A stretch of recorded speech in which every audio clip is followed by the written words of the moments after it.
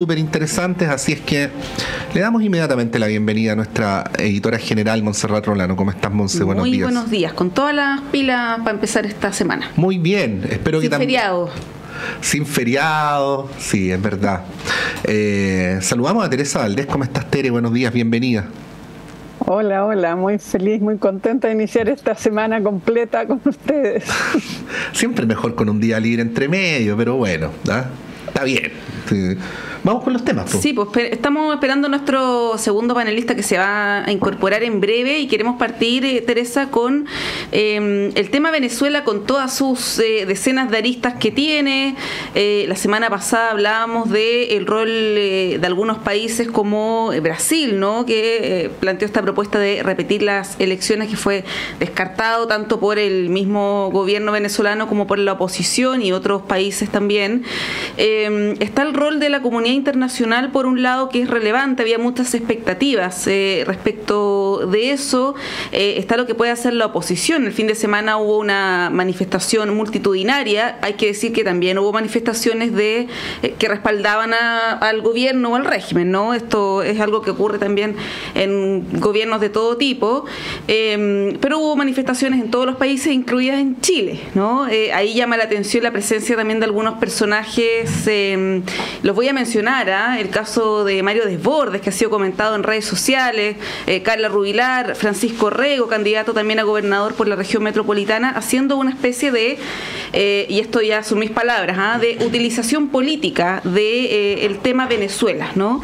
Entonces quiero partir ahí, Teresa, te puedes referir a cualquiera de los aspectos que tú desees, ¿no? Tanto en el ámbito de política exterior, de lo que ocurre internamente en Venezuela, de cómo lo maneja nuestro país. Hay quienes todavía exigen una señal más potente de Chile, que se reconozca al Mundo González, ayer lo decía el presidente de la ADC, y también esta suerte de aprovechamiento político que se realiza en circunstancias como estas. Teresa. Bueno, está claro de que Venezuela están sufriendo algo muy dramático. La gente allá y en todo el mundo, digamos, la diáspora están sufriendo mucho. Y eso, evidentemente, nosotros desde nuestra trayectoria y experiencia democrática no podemos no estar cerca, digamos, de esa experiencia, de ese sentimiento. En ese sentido, yo creo que el presidente Boric ha actuado muy correctamente. Ahora, ¿cuánto va a poder avanzar la comunidad internacional? Porque ahora tenemos otra declaración de la Unión Europea, 22 países, ¿no es cierto?, que todos en la misma perspectiva de exigir de que se muestren y se publiquen las actas, que es algo como tan básico, pero no sé, porque no pareciera, digamos, importarle a Nicolás Maduro, digamos, lo que sucede, lo que opina el mundo, y eso ya ha sucedido. O sea, es cosa de mirar Ortega en Nicaragua, ya llevaba cuántos años, digamos, ya ahora ha agravado, digamos, su persecución a los pedacitos, poquitos espacios de oposición que hay, y yo creo que desgraciadamente Maduro puede ir en esa perspectiva, está aprobando las mismas leyes que se aprobaron en Nicaragua, que significa, digamos, controlar y perseguir a todas las organizaciones no gubernamentales, ni qué decir la prensa. O sea, la deriva de Maduro va hacia lo que es, digamos, Nicaragua.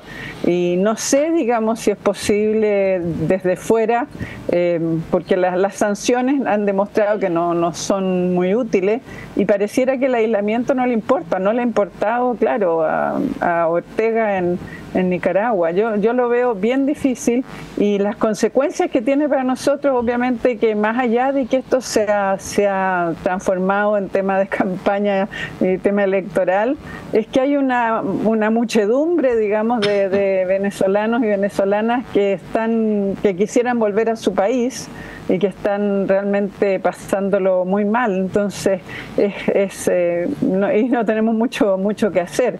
A mí me molesta profundamente la utilización política que hace la derecha, porque es la misma derecha que está contra los migrantes, es la misma derecha. O sea, cómo se desdoblan desde un discurso anti-inmigración y de acusación a este gobierno, y por otro lado de ir a apoyar, ¿no es cierto?, apoyar políticamente y a capitalizar, a buscar votos, porque de esa comunidad, digamos, venezolana ya hay un buen porcentaje que puede votar.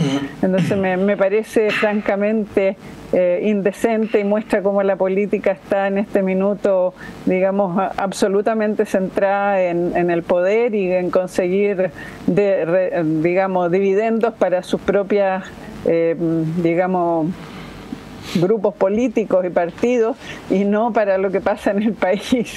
Es muy dramático cómo se desdobla, porque no es que seamos indiferentes a lo que pasa en Venezuela, pero de ahí a ir a capitalizar, a ir a apoyar, y no sé, yo pienso que es delicado desde el punto de vista de la política interna cómo se maneja, es incómodo.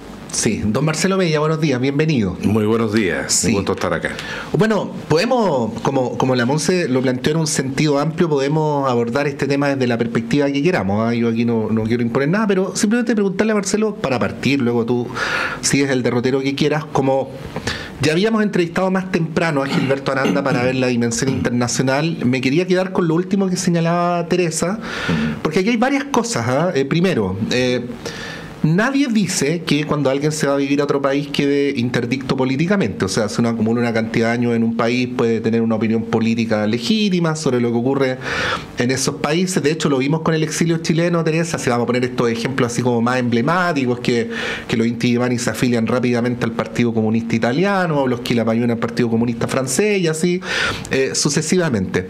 Pero aquí hay dos cosas, ¿no? Por un lado, la concurrencia de un grupo de candidatos, porque no es cualquier grupo de dirigentes, candidatos a un acto, que además pertenecen a un sector que ha tenido posiciones medias oscilantes sobre cuando la migración es migración despolitizada para afuera, ¿no? Cuando es migración vinculada con Venezuela, todas las garantías, ¿no? Pero también está, por el otro lado, una decisión, pienso yo, política, de los organizadores del acto, que es no solamente de acogerlos, sino de subirlos al escenario y de darles micrófonos, ¿no? Con lo cual, un acto que en principio es para solidarizar con la situación en Venezuela, se transforma al mismo tiempo en un acto proselitista de la derecha chilena, ¿no? Que es legítimo, pero es una decisión. O sea, no se puede como naturalizar tampoco, ¿no? ¿Cómo ves eso, Marcelo? Bueno, mira, yo creo que es imposible que los temas migratorios no tengan una bajada política en política interna. Pasa en Estados Unidos, pasa en todo el cono sur latinoamericano, y como decía Teresa, efectivamente la política exterior de los países latinoamericanos oscila mucho dependiendo del color político del gobierno de turno, y eso tiene hartas consecuencias, no solamente respecto al tema migratorio, sino también respecto a política comercial y otros temas, digamos. Es decir, es bien trágico que América Latina no tenga ciertos mínimos comunes, y entonces efectivamente en relación al tema de la migración y particularmente la migración venezolana, donde yo creo que estamos de acuerdo en que la dimensión del fenómeno es una tragedia, ¿no? Que se utilice en la cancha chica para sacar pequeños réditos en política de corto plazo, eso es, hay que mirar a Estados Unidos, es bastante esperable. Ahora, el gran problema de eso tiene que ver, creo yo, con que es muy poco lo que se puede hacer desde afuera sobre Venezuela, y ahí conecto con lo que estaba analizando Teresa. Yo creo que es bien importante, y creo que se subvaloró en un inicio, el papel de los tres países, México, Brasil y Colombia, el rol de terceros que empezaron a jugar y que trataron de abrir un camino de negociación con Maduro. Yo creo que hoy, como están las cosas, hay como dos escenarios. Uno que es el ideal y el otro que es bastante, diría, costoso, pero también posible. El ideal es que la iniciativa de estos tres países, particularmente de Lula, de Petro y de López Obrador, que ha tomado un poquito más de distancia en la última semana. Y además que ya va de salida también. Exactamente. Podría ser que prosperara una agenda de colaboración. Ya lo primero se arruinó, porque lo primero era el llamado a una segunda elección, ¿sí? Con garantías y todo esto, a lo que ambas partes dijeron que no. Pero ahí hay un camino que claramente desde el punto de vista democrático sería lo óptimo. En la otra opción, y que yo creo que va a ocurrir también, o sea, se va a intentar por ese lado, es el quiebre de los militares. En las operaciones de doble bandera tenemos mucha historia en ese tipo de iniciativa. Se habla poco de eso, se conocen los resultados y las consecuencias, pero claramente que hay intereses acá en juego que van a buscar el quiebre de los militares. Y como todos sabemos, por la larga historia del ser humano, todos los hombres tenemos un precio, digamos. Entonces, creo que es el escenario oscuro, digamos, de que países externos busquen y tengan éxito en el intento de quebrar a las Fuerzas Armadas venezolanas. Lo de la derecha chilena a mí realmente me parece que no necesariamente, probablemente en Santiago, donde hay un volumen de venezolanos y venezolanas importante que podrían tener una orientación ideológica, pero lo que pasa con el fenómeno migratorio venezolano en particular a lo largo de Chile es muy distinto. A la gente viene buscando una mejor vida, insertarse laboralmente en algún espacio, y yo diría que habría que distinguir lo que pasa en Santiago, claro que el volumen de potenciales votantes es muy grande, con lo que pasa en el resto del país. Yo creo que es esperable, no me gusta, digamos, porque creo que el foco es que la comunidad internacional pueda contribuir a resolver un problema que se ve muy difícil hoy día, y que significa, nos olvidamos por un momento de eso, que 7,5 millones de venezolanas y venezolanos están sufriendo una tragedia, con familias divididas, con padres que hace años que no ven a sus hijos, y creo que ese debería ser el norte, pero el ser humano es el ser humano, digamos, y la política tiene también su miseria y su mezquindad.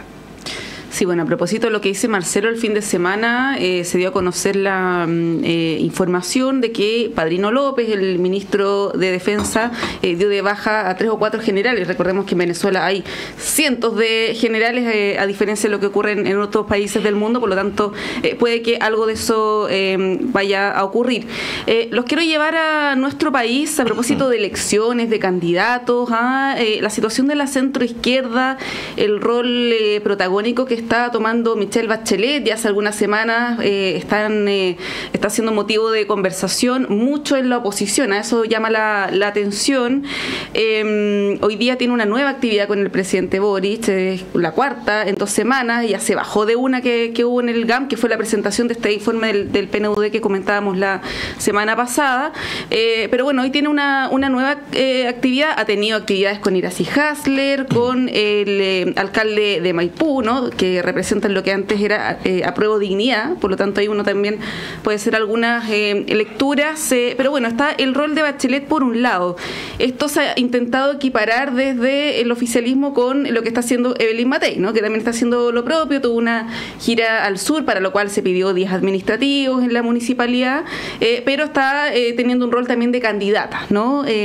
¿Cómo ven eso? Lo que están haciendo estas 2 mujeres que tienen perspectivas de ser candidatas presidenciales. Digo, esto es algo muy incipiente, ya sabemos lo que ocurrió con Jadwe Lavín, pero es lo que está ocurriendo hoy, ¿no?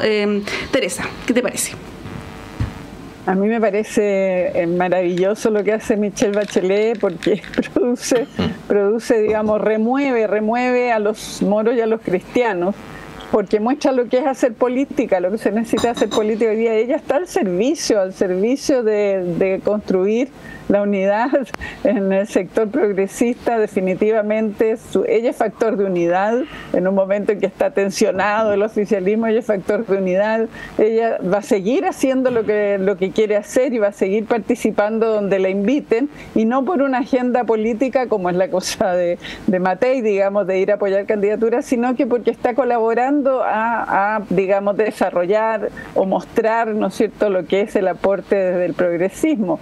Entonces a mí me parece muy notable el terror que produce. Ella obviamente que es el liderazgo más significativo que tenemos en este minuto, además es mujer, además tiene una cantidad de atributos, digamos, súper positivos, pero al mismo tiempo, como ella muy bien lo dice, es lo que necesitamos son los nuevos liderazgos. Ella está disponible para apoyar a los nuevos liderazgos. Ese es el problema nuestro, digamos, de la fuerza progresista. ¿Dónde están esos liderazgos? Que todavía hay tiempo, porque no hay apuro, todavía hay tiempo. Pero claro, ella es una tremenda, digamos, una tremenda fuerza, liderazgo en el mejor sentido de la palabra, demostrar un camino. Lo que ella ha hecho en Horizonte Ciudadano, de trabajar propuestas para los gobiernos, para la gestión local, es algo que uno decía tendrían que estar haciendo los partidos, pero como están dedicados a otras cosas, ella ha estado impulsando efectivamente lo que es una muy buena propuesta y desarrollo político para este sector. Entonces, yo creo que es eso más lo que asusta, digamos, el efecto que tiene al interior del bloque más progresista, que el hecho de que ella pueda ser candidata, el efecto. Y Matei está haciendo campaña, pues está en campaña absolutamente y como en este país, digamos, las leyes se cumplen a media, ella está en campaña desde ya y no sabemos con qué financiamiento ni nada.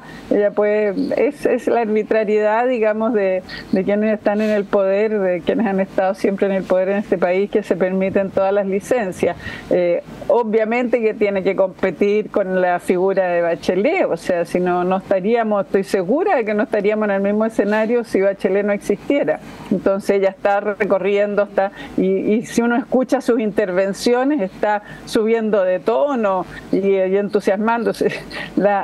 Matei lo único que uno tiene que mostrarle todas sus intervenciones previas, porque ella lleva muchos años, digamos, ya ha dicho muchas cosas, entonces uno puede decir, mira lo que estás hoy día y dónde está, digamos, la coherencia. También respecto de todos estos temas que estamos diciendo, porque mucha preocupación por la dictadura en Venezuela y bueno, son los mismos personajes de que todavía respaldan la dictadura de Pinochet, entonces es muy impresionante. Yo pienso, digamos, de que Bachelet abre un espacio para que se vayan perfilando otros liderazgos en el sector progresista, que tiene un camino difícil por el tema del Partido Comunista, que ahora se ha metido con Venezuela, pero tiene un camino y yo creo que ella está abriendo el espacio para nuevos liderazgos.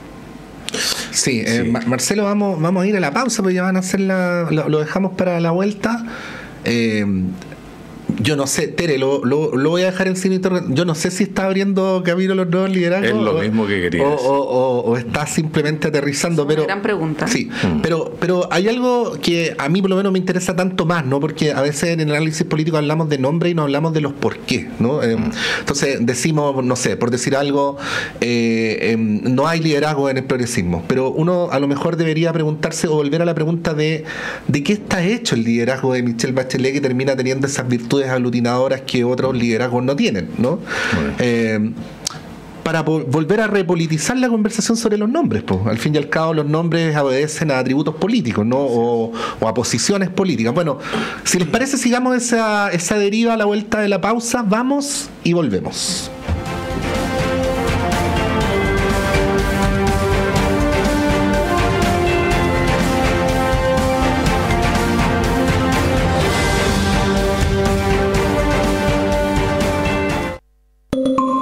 La Universidad de Chile invita a su comunidad universitaria a participar de la acreditación institucional, respondiendo la encuesta disponible en la web uchile.cl. Todas y todos acreditamos la U para construir futuro. Del papel a tus oídos, historias de tu puño y letra llegan cada sábado a las 19:30 horas a La Fábrica de Cuentos, aquí en Radio Universidad de Chile. Envía tu cuento, relato o historia inédita a lafabricadecuentos2024@gmail.com. Los seleccionados cobrarán vida en formato audiocuento. Escúchalos cada sábado a las 19:30 horas en el 102.5 FM. La Fábrica de Cuentos, historias escritas por ti, del papel a tus oídos. Este programa es financiado por el Fondo del Libro y la Lectura Convocatoria 2024.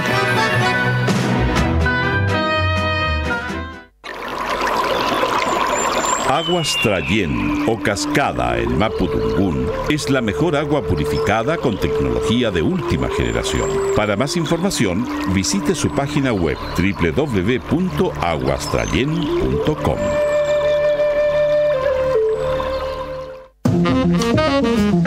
Hola, soy Miguel Veracifras y quiero invitarlos a escuchar Olo Jazz todos los lunes a las 20 horas por Radio Universidad de Chile. La cultura, el arte y sus comunidades. Un espacio para la discusión, improvisación y la escucha social. Olo Jazz, lunes, 20 horas.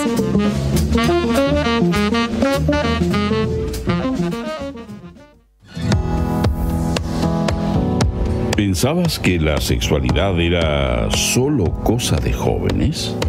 Las Vueltas de la Vida, un programa que desafía los estereotipos y nos invita a explorar la sexualidad en las personas mayores.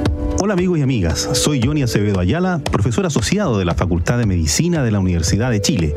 y les invito a escuchar cada martes a las 11 de la mañana Las Vueltas de la Vida, sexualidad de las personas mayores. Prepárate para una mirada sincera y reveladora sobre un tema que nos concierne a todos y todas. Radio Universidad de Chile le invita los lunes a las 21 horas a buscar en conjunto El Bello Cine. Una conversación musical para encontrar las buenas señales, para volver a creer en un país digno, para buscar un mejor destino, para buscar un bello cine. Un programa creado y conducido por Argos Gelia. Bello Cine, lunes a las 21 horas en la radio que piensa. Estás escuchando Radio Universidad de Chile, la emisora insignia de la música chilena, reconocida como radio fundamental por la SCD 2024.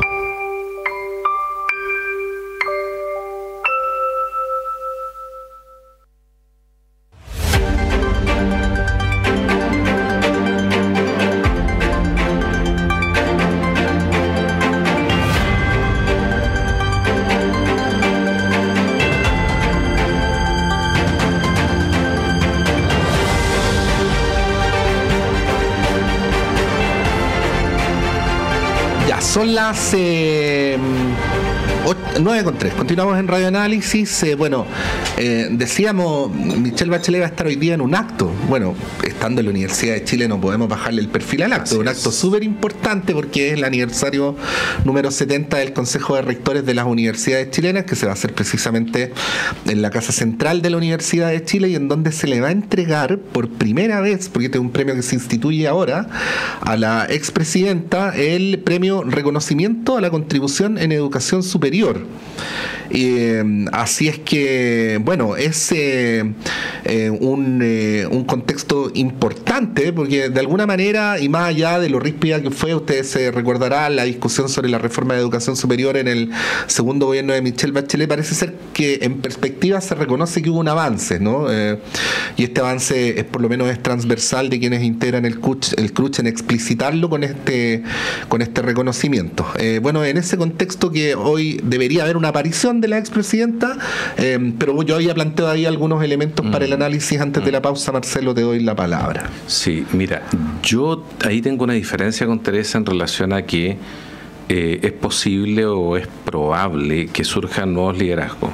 Yo creo que la presidenta Bachelet tiene una potencia simbólica, política en su liderazgo, que dificulta que surjan nuevos nombres que empiecen a picar más arriba en las encuestas. Eso lo veo muy poco probable, y creo que también es muy improbable que la presidenta pueda decir que no en un escenario donde la mención espontánea en las encuestas está cerca del 30%. Si el escenario que se instala es un 28, 29%, 30%, evidentemente la presidenta Bachelet va a ser la próxima candidata de los sectores progresistas de este país. Yo creo que entender el capital político de la presidenta Bachelet nos remite a dos cuestiones. Cuando la presidenta fue en dos oportunidades elegida, a mí me parece que claramente la presidenta le dio en su primer gobierno un gobierno extra a la concertación. Es bueno entender que si la presidenta Bachelet no hubiera existido, es muy probable que la concertación hubiera quedado con tres gobiernos. Los datos muestran tendencialmente que la derecha estaba ya muy cerca, y a nivel de la correlación parlamentaria era un sector perfectamente competitivo con la hegemonía de la UDI en esos años, ¿no? Por lo tanto, creo que la concertación le debe el cuarto gobierno a la presidenta Bachelet. Eso tiene consecuencias concretas para el sector de lealtad, de gratitud, muy importante. Por otra parte, la incorporación del Partido Comunista, digamos, al progresismo. Después de tantos años donde el PC fue decisivo, pero sin embargo no tenía un rol acorde al peso político que electoralmente tenía en nuestro país, de vuelta a la democracia. Entonces yo creo que aquí hay lealtades profundas. que remiten a lo orgánico, a la política más orgánica, a la relación de los partidos con la presidenta Bachelet. Yo creo que efectivamente Michelle Bachelet genera una movilización de un arco muy amplio, es reconocida en Chile y fuera de Chile por ser un liderazgo tremendamente importante en el cono sur latinoamericano en materia de derechos a las mujeres y políticas de protección social. Entonces acá no es solamente carisma, y eso es bueno entenderlo, porque no es solamente representación descriptiva, que representa un tipo de liderazgo que remite a una persona normal, no diríamos de la clase política tradicional. Entonces, los elementos de fortaleza son muchísimos. Yo creo que cada vez más se instala la posibilidad de que ella sea la candidata. Sin embargo, creo que hay que mirar esto, porque me temo que la distancia de la presidenta con los partidos nuevamente en Chile sea un factor determinante para el resultado. Yo creo que hay apoyos que no ayudan. Y creo que la próxima... Ahora, ella corresponde al espacio del Frente Amplio, Partido Comunista, ex-concertación. No puede renegar de ese espacio político. Pero claramente creo que hay algo a revisar, por ejemplo, en la proximidad con sectores del Frente Amplio que comunicacionalmente han mostrado una extraordinaria indisciplina en este gobierno y que a veces, lejos de contribuir, le ponen peso y le ponen lastre a ciertos proyectos políticos. Entonces, creo que hay que evaluar cuál es la distancia de la presidenta con los partidos de la coalición, porque hoy día hay una crisis, y yo creo que podemos estar de acuerdo con eso, una crisis de los partidos transversalmente en el sistema político chileno, que obliga a los candidatos presidenciales que quieren ser competitivos a tomar una distancia adecuada.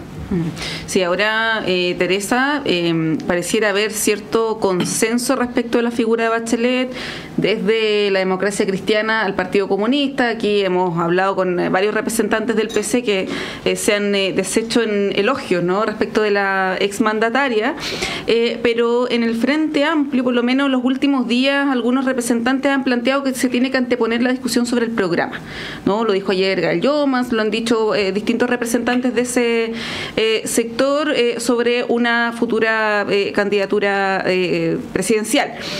¿Cómo ves el tema del programa, ¿no?, de consensuar algo en un contexto donde además ayer la DC, y esto yo no lo había escuchado, ya notificó que no va a ir en un pacto presidencial con el Partido Comunista? Por lo tanto, esta idea de reeditar la nueva mayoría, incluyendo al Frente Amplio, parece estar descartada, ¿no? A priori, por lo menos en el caso de la Democracia Cristiana, esto por el tema de Venezuela, evidentemente. Eso por un lado. Y segundo, ¿cómo ves tú que afecta a la centroizquierda el hecho que la presidenta Bachelet esté tomando este protagonismo? Porque evidentemente mientras ella no se repliegue, no van a surgir otras figuras, otros liderazgos. Ayer Carolina Toá, en una entrevista en el Mercurio, no descartaba nuevamente una presidencial, pero evidentemente esto está supeditado a lo que decía la presidenta, ¿no?, la expresidenta Bachelet. ¿Cómo lo ves, Teresa? A ver, yo siento que el problema principal que puede tener Bachelet son los partidos. Lo tuvo en el Bachelet 1 y lo tuvo en el Bachelet 2.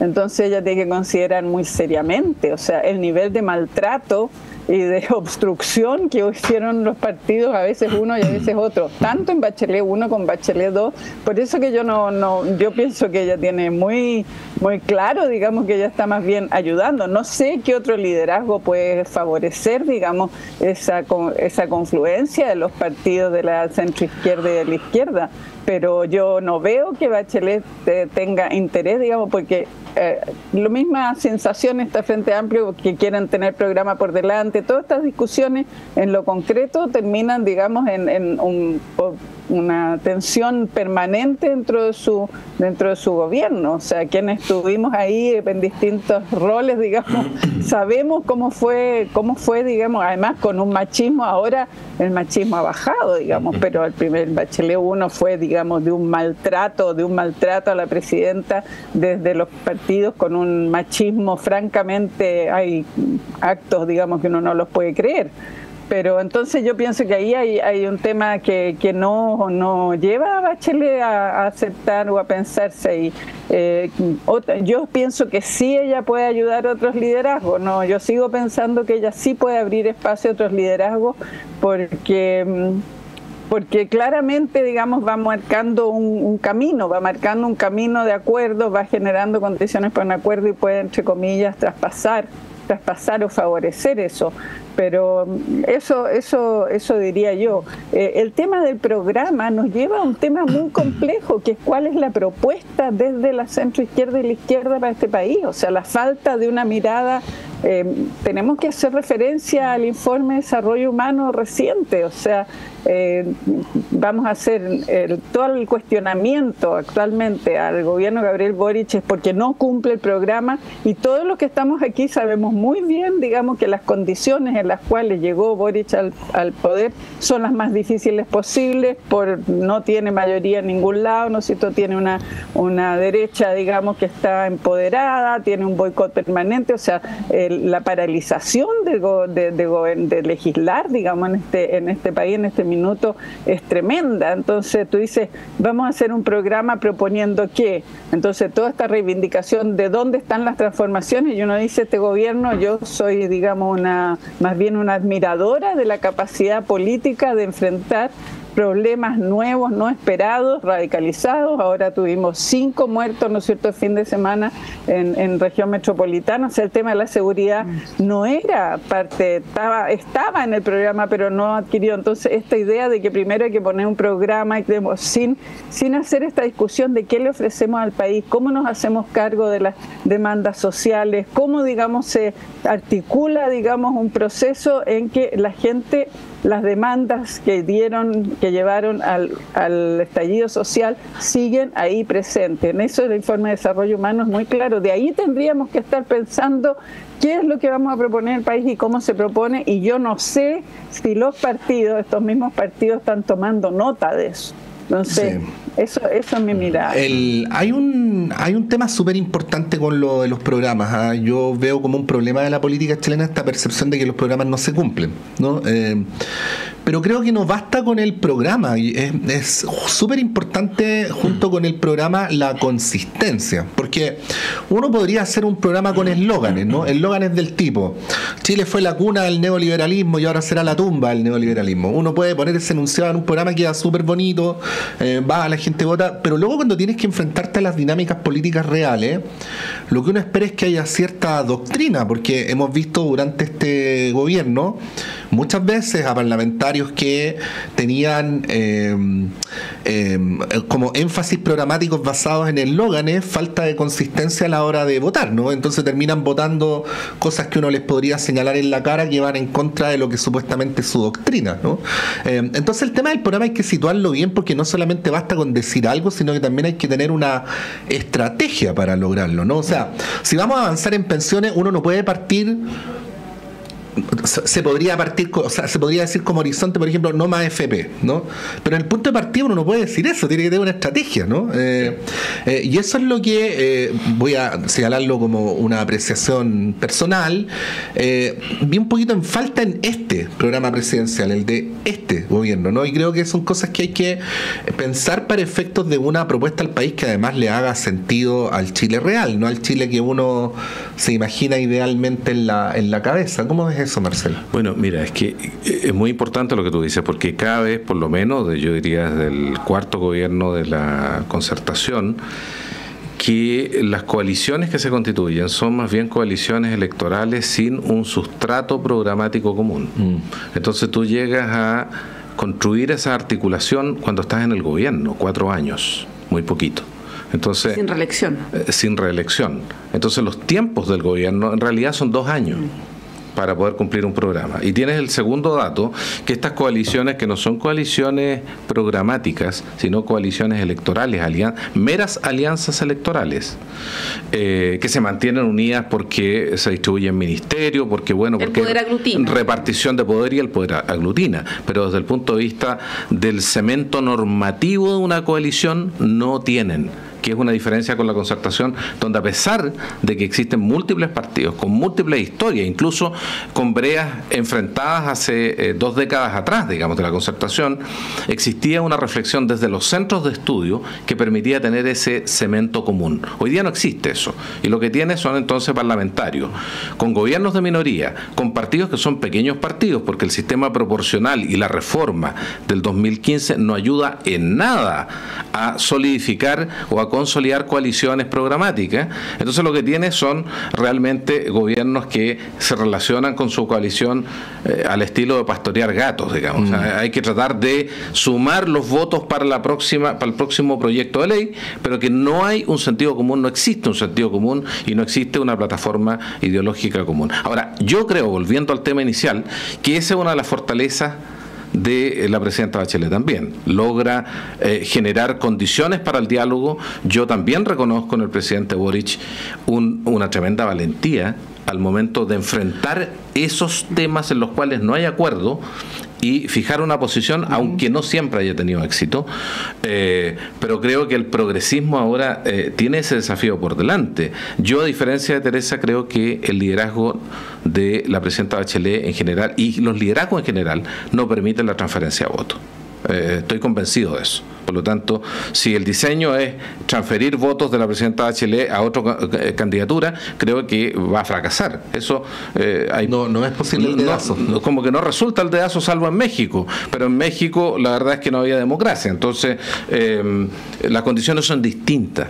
Yo creo que hay una reflexión que los sectores políticos deben hacer. Creo que la reforma política es indispensable. Creo que el progresismo debe terminar de repetir estas cosas medias romanticonas, como que los sistemas electorales proporcionales generan mayor representación sin costo. Sí, generan mayor representación de grupos pequeños, pero hacen casi imposible la tarea de gobernar.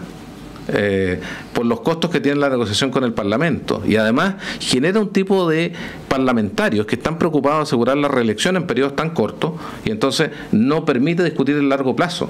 Entonces, si nosotros queremos hacer una contribución a la democracia y no solamente estar con la calculadora viendo cómo tenemos el mejor escenario para la próxima elección, creo que la reforma política es indispensable para el próximo gobierno.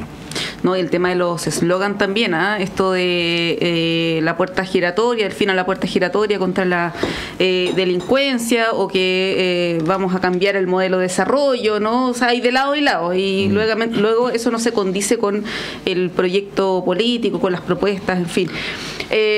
Los quiero llevar a otro tema que se vincula absolutamente con lo que estamos hablando, que es la reforma previsional. Sabemos que hay un compromiso para que esto se vote a fin de año, pero ayer el diputado y presidente de la UDI, Guillermo Ramírez, en Tolerancia Cero, dijo que puso en duda el acuerdo y planteó que no iba a haber ningún acuerdo si es que el 6% íntegramente no se iba, nuevamente esto ya lo he dicho él muchas veces, las cuentas individuales, con lo cual uno se cuestiona si es que vale la pena esperar varios meses para votar algo que finalmente va a terminar siendo más parecido a las aspiraciones de la oposición, o probablemente donde no hay acuerdo, ¿no? El gobierno ha cedido ya bastante. Esto es una descripción, no es un juicio de valor, y lo vinculo con lo que estamos hablando, ¿no? Con la imposibilidad de cumplir los programas, con lo que se señala este informe del PNUD, donde cuestiona muy duramente a la política por no ponerse de acuerdo en cuestiones tan elementales como las pensiones, ¿no? Ya llevamos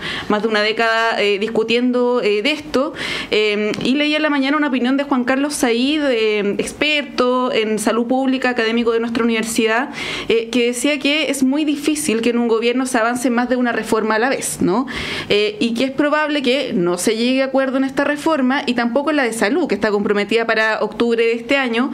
Por lo tanto, lo que va a terminar ocurriendo es que este problema se va a extender, se va a traspasar a un nuevo gobierno, y en una situación de mayor gravedad. Lo de salud, tú lo hablabas con la presidenta del Colegio Médico, Pato, con las listas de espera, ¿no? El tema, la lista de espera oncológica es bien dramático, y seguir posponiendo estas situaciones evidentemente que genera un daño en la relación entre la ciudadanía y la política, ¿no? No quiero esto personalizarlo en un sector u otro. Teresa, ¿cómo ves tú esa situación en un panorama más macro, pero llevado también al desafío que tiene el gobierno de aquí a los próximos meses, ¿no? De sacar adelante esta reforma en este último intento, podríamos decirlo? Yo creo que estamos marcados por el tema electoral en forma dramática. O sea, está claro que están postergando todo a ver qué pasa con las elecciones municipales. Están apostando a una derrota clara del bloque del sector de gobierno y desde ahí fortalecer y endurecer sus posiciones. A mí me parece terrible, o sea, la devaluación de la política en el sentido de hacer aquello que la sociedad necesita y que por lo tanto es abonar a la conflictividad y a la tensión que el mismo informe de desarrollo humano muestra. O sea, efectivamente la democracia no está siendo capaz de resolver los problemas de las mayorías, las necesidades principales, y hay una sensación de frustración, de rabia y todo. Y el señor Guillermo Ramírez, a mí no sé si porque será muy joven o qué, pero es de una rigidez y de una intolerancia. O sea, pasamos de Macaya, pasamos a Ramírez, Dios nos libre y nos guarde. O sea, realmente sus posiciones son extraordinariamente rígidas y duras. Y yo pienso, digamos, de que están esperando el resultado de las elecciones municipales y de ahí, digamos, un salto adicional para bloquear absolutamente cualquier reforma. Lo mismo va a pasar con el presupuesto. O sea, ya estamos escuchando de que van a bloquear cualquier posibilidad de ampliación del presupuesto, porque eso sería bonificar para las elecciones del año siguiente. O sea, importa nada a la gente. El informe de desarrollo humano lo dice muy claro. La élite económica y la élite política no tienen interés en avanzar, no tienen interés en la necesidad de la gente, y estamos abonando un nuevo estallido donde tendremos que decir, pucha, parece que vamos a tener que compartir. Entonces, a mí me produce una preocupación enorme y no siento, digamos, que existan los mecanismos y las condiciones para hacer visible al conjunto de la población de qué es lo que está en juego. Lo que está en juego en este minuto es la calidad de la democracia, y lo que está pasando es una devaluación de la democracia cuando los liderazgos definitivamente lo que quieren es boicotear, paralizar, inmovilizar, digamos, los esfuerzos de un gobierno que tiene el mandato de responder, digamos, a las necesidades ciudadanas. Qué increíble, disculpa Pato, qué increíble que estemos hablando de esto a 5 años del estallido social. Así es. Como no avanzamos nada, no entendimos nada, un informe bien categórico de hace algunos días. ¿Cómo era? ¿Rechazar para reformar? No era para reformar, era rechazar nomás. Bueno, eso son legítimas esas posturas también. Claro, pero o sea, mire, el tema, a ver, a propósito de lo que decía Teresa, bueno, igual lo dijimos, más allá de que era inaceptable la posición de Macaya siendo presidente de la UDI e insostenible su permanencia en el cargo, habíamos prevenido que comparado con Ramírez, Macaya era blando y Ramírez era duro, ¿no? Y la UDI, si es que aquello fuera posible, se endureció aún más luego de la salida de Macaya del cargo. Al respecto hay dos comentarios, Marcelo. Primero, evidentemente cuando uno insiste en 6-0 nada, lo que está diciendo es nada. O sea, eso no es una negociación, o hacen lo que yo digo o no. Y ahí hasta dónde los nervios de acero del gobierno de seguir sosteniendo una cuestión que en lo que uno puede ver más parece como una apariencia de negociación que una negociación real, porque estamos en el mismo statu quo hace ya por lo menos un par de años, ¿no? Y por el otro lado, estos juegos que hace la derecha, ¿no? Por un lado esta vocación de mayoría, pero por el otro lado este liderazgo como el de Guillermo Ramírez, que representa esta mirada como la mirada como de la derecha, así como estándar, ¿no? Esta derecha que defiende el statu quo y los intereses de los poderosos, cueste lo que cueste, ¿no? Ahí no hay ninguna disposición a ceder de Ramírez, por lo menos, pero yo creo que él es representativo de un sector importante de la oposición. ¿Cómo ves eso para efectos del cuadro más general en el que estamos? Bueno, lo que pasa es que dentro de la derecha todavía no se ha desmontado esta idea de que el Partido Republicano tiene una proyección electoral ascendente. Entonces, desde el primer rechazo, que quedó algo así como la promesa, ¿no? La promesa política como en el fútbol, ¿no? Alexis Sánchez hace 15 años atrás, la promesa. Entonces, el Partido Republicano se constituyó en un actor ascendente. Cuando vino la elección de convencionales para el segundo proceso, claramente los resultados del Partido Republicano fueron una señal de la que todavía no se sacude la derecha. Entonces, esta idea de que apareció por ahí en el contexto del segundo proceso, que la derecha, comillas, liberal o la centro derecha está actuando como vagón de cola de los republicanos, tiene base en la realidad, digamos, porque los resultados electorales mandan en la política, ¿no? Pero por otra parte uno ve que esto se origina también por un error de diseño del gobierno que yo creo que es grande. Y creo que ahí hay un espacio de aprendizaje del Frente Amplio para un futuro gobierno, para las próximas décadas.